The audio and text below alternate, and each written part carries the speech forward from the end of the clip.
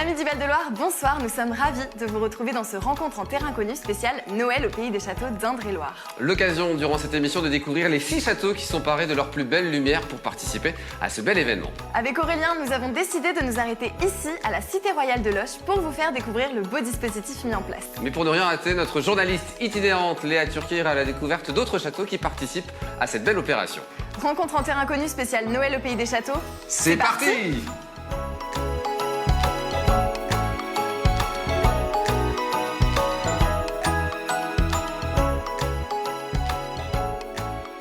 Et pour commencer cette émission, nous sommes avec Étienne Martegout. Bonjour. Bonjour. Vice-président du département en charge du tourisme. Déjà, on va rappeler à nos amis téléspectateurs ce qu'est cette belle opération de Noël au pays des châteaux.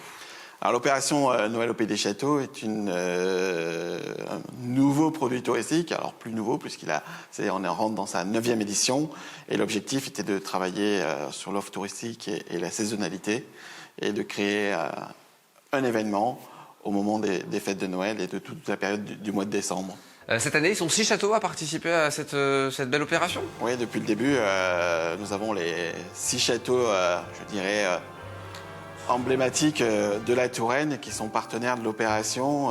Chinon et Loches, Villandry, Azel-Rideau, Chenonceau et Amboise qui sont partenaires de l'opération avec chacun un thème et des animations pour porter l'opération Noël au pays des châteaux. Alors c'est un vrai succès cette opération, on a dépassé l'année dernière la barre des 200 000 visiteurs. Oui, c'est une opération qui rencontre un vrai succès, elle est en croissance de fréquentation depuis sa création.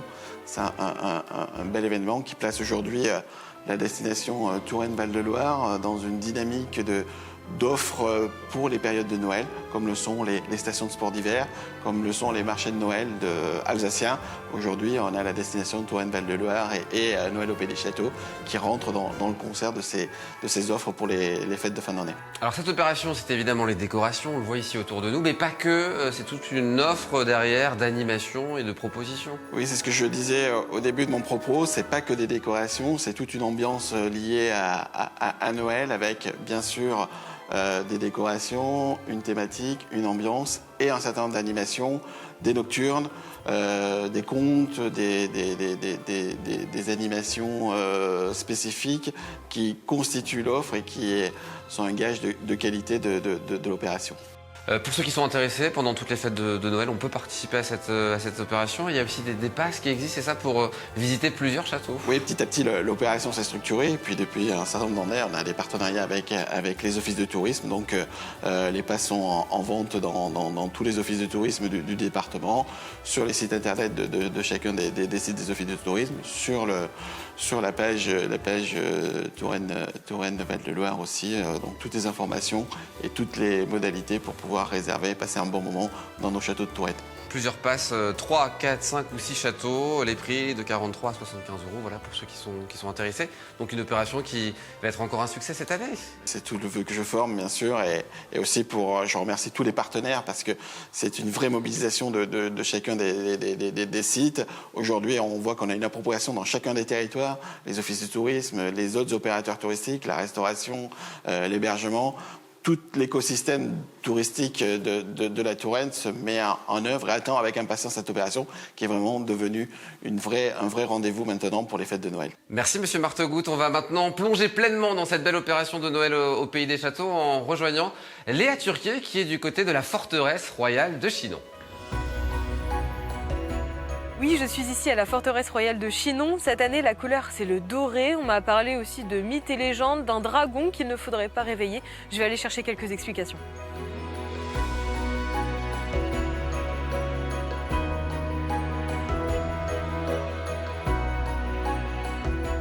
Bonjour Marie-Ève Schaeffer. Alors, qu'est-ce qu'on peut voir à Noël ici ?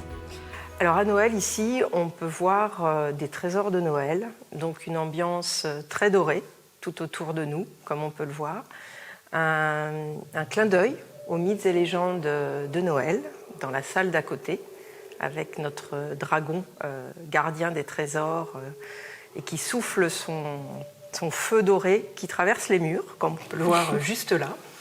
On peut voir également d'autres décors de Noël, des objets surdimensionnés, et puis une très belle exposition sur les artisans d'art de Touraine qui travaillent l'or sous toutes les formes, puisque notre thématique cette année, vous le savez, ce sont les trésors de Noël, et à l'image du Japon, qui considère que les humains sont des trésors vivants quand ils sont détenteurs d'un savoir-faire d'exception. Nous aussi, on a voulu rendre hommage aux artisans de Touraine, détenteurs de ces savoir-faire d'exception autour de l'or. Donc c'est une exposition de photos. Pourquoi est-ce que vous avez choisi ce thème cette année ? Alors on s'inscrit dans la continuité de notre grande exposition de l'année, qui est maintenant démontée et qui s'intitulait Trésors royaux, où nous présentions des très belles pièces, des armures, des pièces d'orfèvrerie qui ont appartenu à des rois et à des reines. Et donc, même si l'exposition n'est plus là, on avait à cœur de finir l'année en continuant à travailler sur les trésors de Noël notamment. Et donc vous me parliez de ce dragon. Est-ce que vous pouvez me raconter un petit peu son histoire ? Pourquoi un dragon ici ? Eh bien, tous les châteaux qui prétendent avoir un trésor ont le gardien du trésor. Et ce gardien, généralement, dans les mythes et légendes, y compris les mythes et légendes de Noël, ce gardien du trésor, c'est un dragon. Et il faut bien sûr que le preux-chevalier puisse normalement le vaincre pour atteindre le trésor. Est-ce que vous avez des animations tout au long de cette fin d'année ? Oui, tout à fait. Tous les week-ends, nous proposons des visites guidées de Noël. Donc, il s'agit de mêler à nouveau l'histoire du site et ce qui peut nous rattacher, nous, à la forteresse de Chinon, à Noël, avec ce thème des mythes et légendes. Donc, pour le côté historique, les visites aborderont notamment la signification du jour de Noël pour les rois et les reines depuis le Moyen-Âge, puisque c'était des jours importants, qu'on aura une animation, également tous les jours qui s'intitule Une histoire cousue de fil d'or. Donc c'est une animation contée pour les plus petits et qui va justement raconter l'histoire du dragon qui se trouve dans la pièce d'à côté. Et bien sûr notre nocturne de Noël le 28 décembre prochain, donc, où nous sommes ouverts jusqu'à 20h. Et nous aurons des cracheurs de feu, notamment sur le site, dans le cadre de cette programmation sur les trésors dorés. Merci beaucoup. Merci.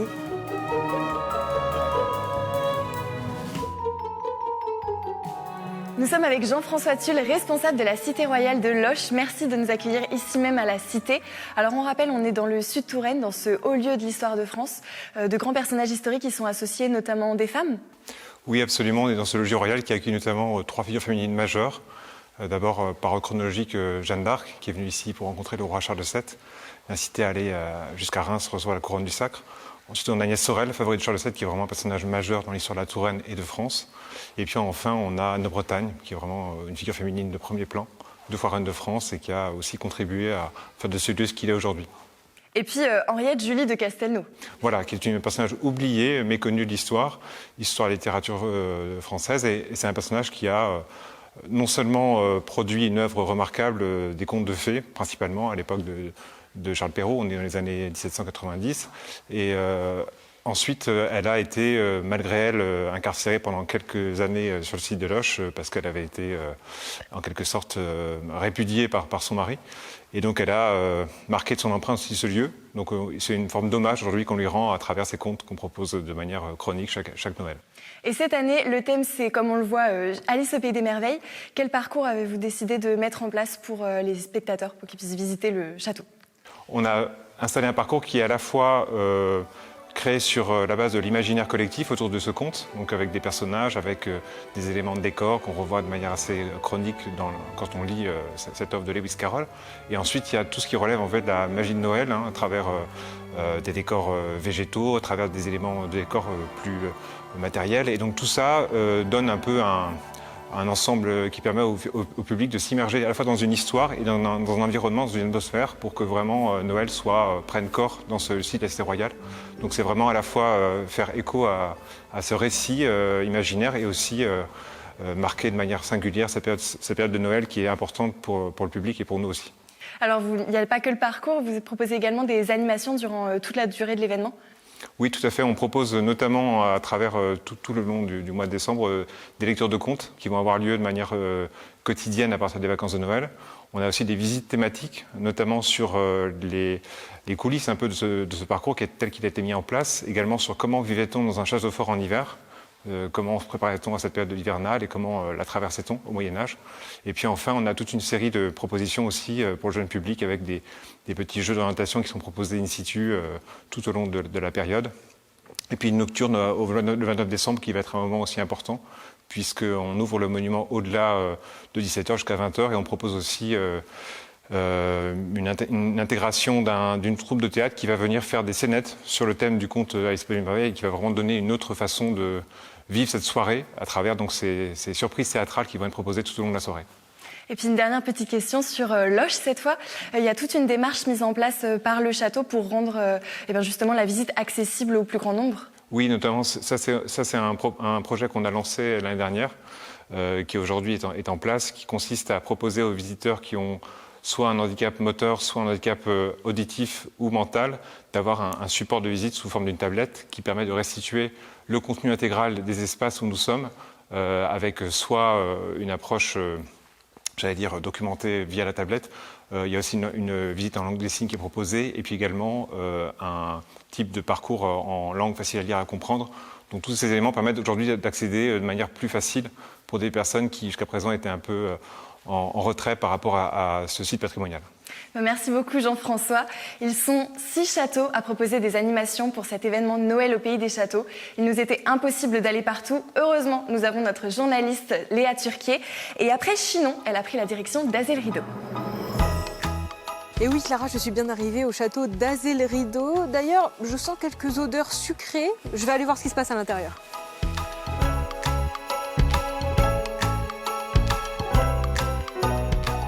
Bonjour Nathalie Muraté. Alors, qu'est-ce qu'on peut voir ici à Azel-Rideau pour Noël ? Bonjour. Alors, vous pouvez voir une mise en ambiance du château sur la thématique de la gourmandise dans les contes. Vous savez que parmi les châteaux participant à l'opération Noël au Pays des Châteaux, le château d'Azel-Rideau, chaque année, traite de la gourmandise de différentes manières. Et cette année, nous avions envie d'emmener nos visiteurs dans ce monde merveilleux qui est celui des contes. Nous sommes ici devant la table qui évoque le conte de la Reine des Neiges dans la grande salle du château qui, par excellence, était la salle festive de ce lieu. Quel conte est-ce que vous avez choisi de représenter ? Alors, les contes ont été choisis en fonction des atmosphères des salles.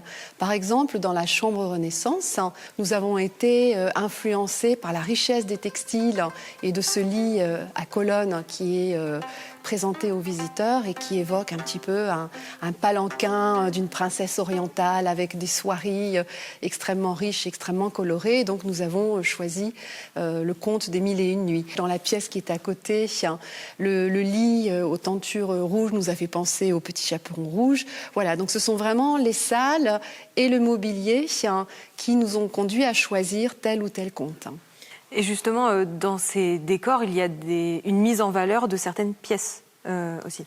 Tout à fait. Alors, on met en valeur, donc, dans cette mise en ambiance, à la fois les collections du château, puisque les présentations entrent en résonance avec ce qui est présenté dans chaque salle. Mais on a aussi invité un certain nombre d'artistes avec lesquels nous avions déjà travaillé. Et ici, vous pouvez admirer le travail d'une artiste qui s'appelle Véronique Pinault.